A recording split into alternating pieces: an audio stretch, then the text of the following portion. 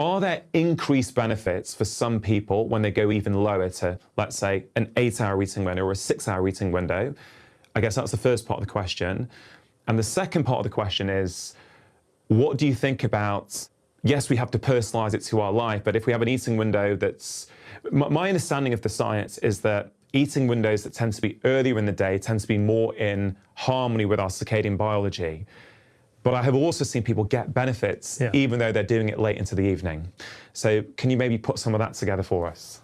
Yeah, so compressing eating window to a narrow interval is almost like exercise. Any exercise at any time of the day is always better than no exercise. Okay. So similarly, compressing eating window to 8 hours if you can do, or 6 hours, and eating healthy nutrition within that eating window is also pretty, very important, and we have to stick to that. Because sometimes what we have seen through our public-facing app, My Circadian Clock, or the research is some people tend to compress that eating window too short, maybe 4 hours or 6 hours. At the same time, they try to improve their nutrition quality, so they're eating only salad, or they reduce their calories, and they may be eating less protein or less fat. And particularly for women, that can, and they're also more active. So that can trigger something what we call relative energy deficit in sports.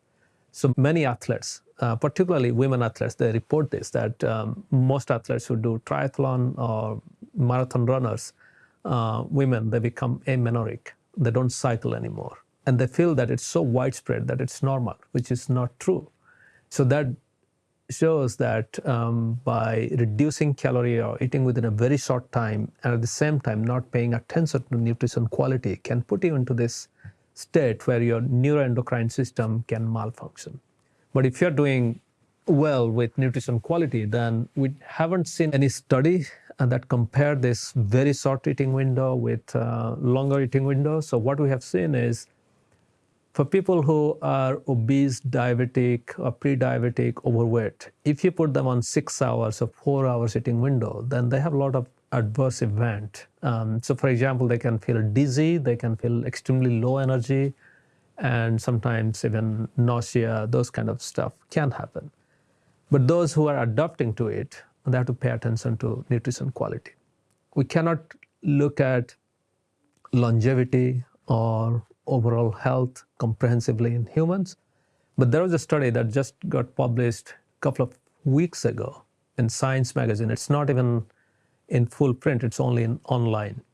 And I think that relates to this question. So this is a very simple calorie restriction study in mice. We know that when you reduce calorie in mice by 20 to 40%, then these mice typically live longer than those who eat normal food and within reasonable nutrition quality.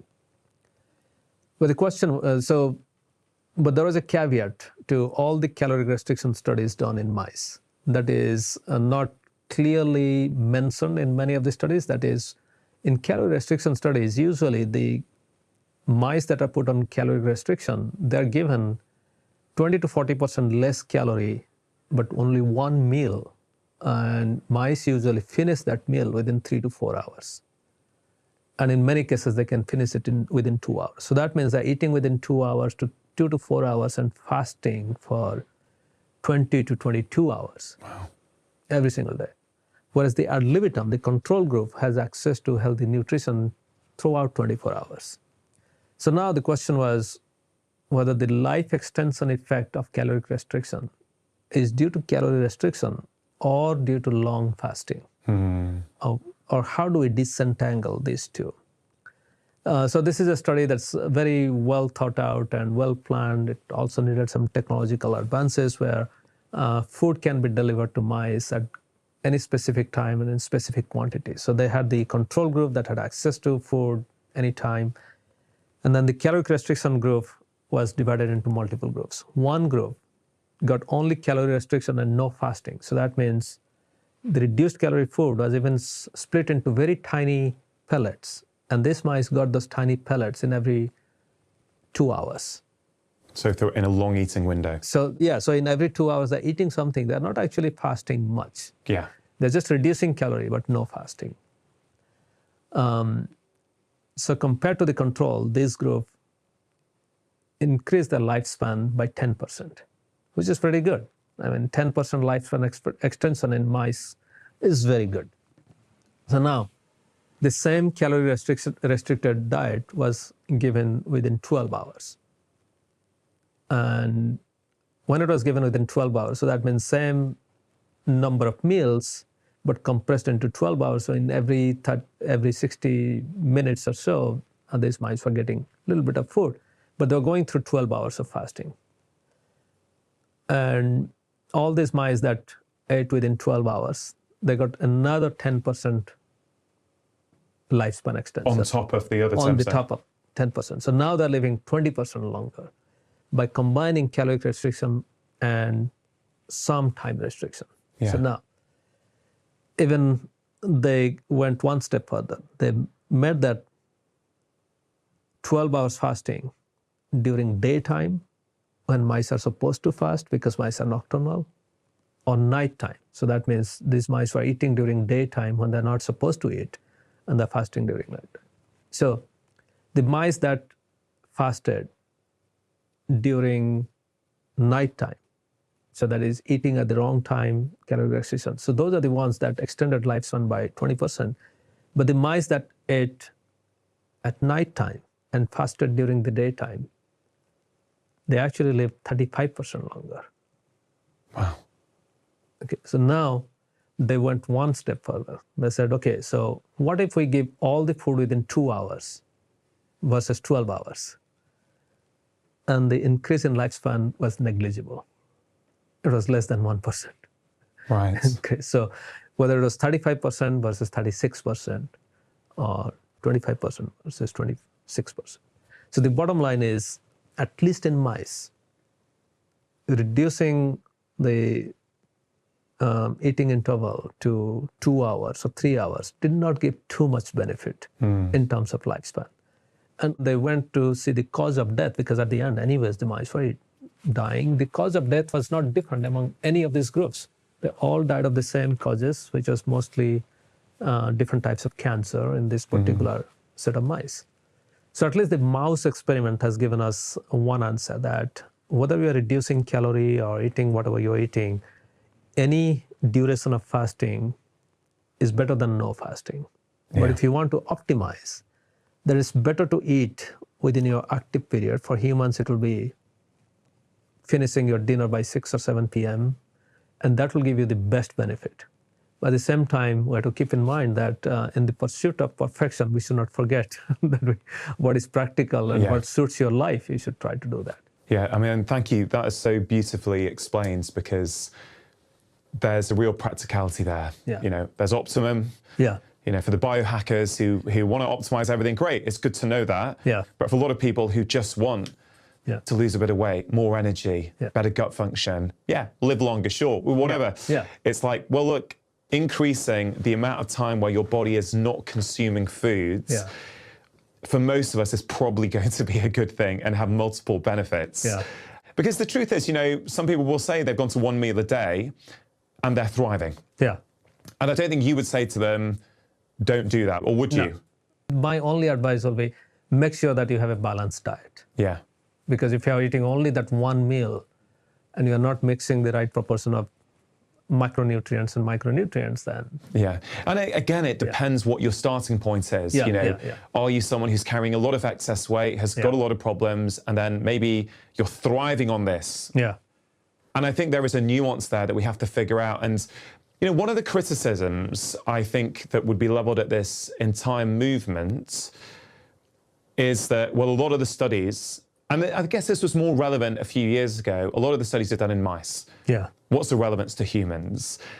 As someone who's literally at the forefront of this research, what do you say to those people?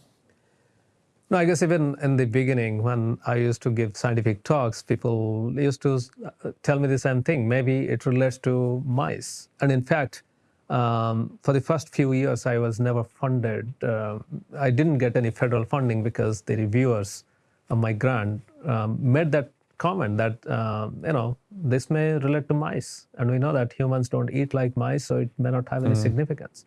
So that actually forced me to go back and ask when people eat.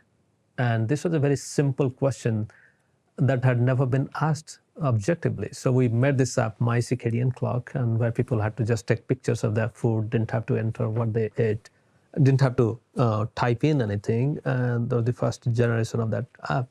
And that's when we found that nearly 50% of adults in the US who are not even shift workers, they were eating for 14 hours, 45 minutes. We rounded it up to 15 hours and say that 50% of adults eat for 15 hours or longer.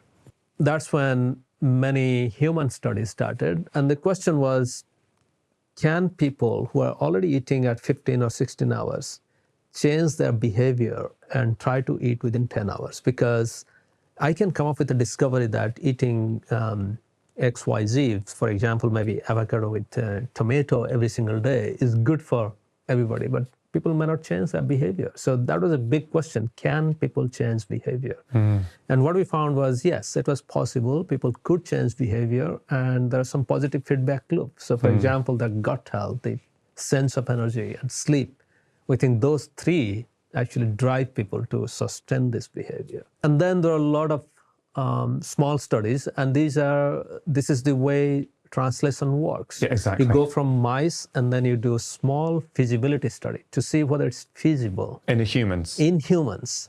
And these are typically small because you don't want to put too many people at risk by doing something that can even cause harm. So that first phase went through. There are different types of studies, and also it was gratifying to see studies were done in US, Europe, Asia, Australia, in all these continents, small group, male and female, younger and older, people with obesity or diabetes or metabolic syndrome. And universally, in most of these studies, we saw benefit. And these studies are also important because they define what benefit we are going to see and what is the magnitude, so that when you design large randomized control study, then you can power them appropriately. Yeah. So now we are going through that phase where the large randomized control studies are being done, and also the results are coming out. But there is one thing that we have to keep in mind, that in any nutrition intervention study, if you're going to change something, then we should be able to monitor whether people are making that change. And when you're doing small studies, it's easier because you have a handful of people, maybe 20 or 30 people, and you can monitor when they're eating, and you can also teach them how to comply with the intervention. But when you go to large study, that's the challenge. Can you actually monitor when people are eating? Yeah. And if you cannot monitor, then it becomes very difficult to interpret the results. The second thing is, we know that people with obesity, diabetes, and all this metabolic disease, they have adopted a lifestyle or habit that suits them, and they're used to eating over a long period of time. So they need extra support. They're not the bleeding edge biohackers who are ready to do anything and can take a little bit of discomfort and pain. So you need some support, education, and you have to do that in large trial, and that can become difficult. So that's why we have to keep those in mind now. Those eating pattern monitored objectively, and whether they were given the right type of support to adapt to this time-restricted eating or intermittent fasting.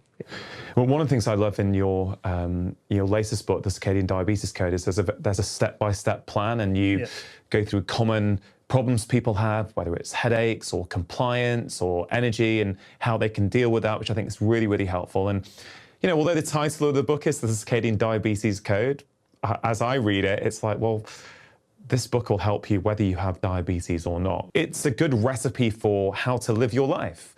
And something I'm passionate about as a medical doctor, and I wonder about your view on this, given that you're a scientist. Science has always interested me, but I've never felt enslaved by the science. Science, I've always used this way of guiding me, rather than telling me exactly what I should do with my patients. So my real life experience of time-restricted eating, probably since 2015, 2014, is probably the sort of time when I started to implement it based on your really Mouse work. mouse work, yeah. But as a doctor, it's like, okay, well, let's be intelligent about this. What is the likelihood of harm here by asking one of my patients to only eat within 12 hours or 11 hours or 10 hours? It doesn't appear to be like much risk of harm here, particularly if they're not on any medications or anything, right? So I think, okay, very, very low risk of harm, high potential for huge benefits. Okay, I'm okay with that sort of risk-benefit ratio. And I would, counsel people. And I saw, like your researchers now show, like the human studies are starting to show, but I have seen with hundreds, maybe thousands of patients, that when people compress their eating windows, and I agree, 10 hours I think is a very sustainable and achievable window for most people. You see benefits across the board. Weight loss, blood sugar, energy, sleep quality. For IBS, irritable bowel syndrome, oh man, this is a big one for me. Like, their gut function just starts to normalize. All the IBS stuff out there tends to be about, oh, this diet or avoid these foods or these foods. I get it. But for me, the two big things in IBS that I deal with before anything else are stress and eating windows. Because I find if you go for those upstream levers, there are lots of downstream benefits. So I'm a passionate advocate of your work, and I've been using it with real life people, including in my BBC One show in 2015. I used time-restricted eating with a family, huge benefits. And they all did it together as well, which was really lovely. So I just wanted to share that because I know sometimes people go, mice, be human. I think the human studies are coming, but that's my real life experience. I guess going back to your comment about diabetes score, the reason why I wrote about diabetes is almost everybody knows someone, either a close friend or a family relative, or even within the same family, or maybe the same person who may be pre-diabetic or has type 2 diabetes. It's true. And we don't take it seriously because it's not like a heart attack or heart failure or another stuff. But we know that diabetes is the entryway to heart disease. Living with diabetes is almost like living with having experienced at least one heart attack. So that's why, and also now the stats is nearly half of the adults in the US are either pre-diabetic or type 2 diabetic. And just like you said, we have barriers to good lifestyle. And one of the barriers can be being around with family members who want to have late night dinner or eating anytime. So that's why the book is actually for everybody, because if you don't have diabetes, at least you are caring for somebody who has diabetes. And then the best gift that you can do right now is to help that other person to live a healthy lifestyle by paying attention to circadian rhythm, compressing eating window, paying attention to sleep, and then a little bit of attention to exercise and light. If you enjoyed that short clip, I think you are really going to enjoy the full conversation, which you can check out here.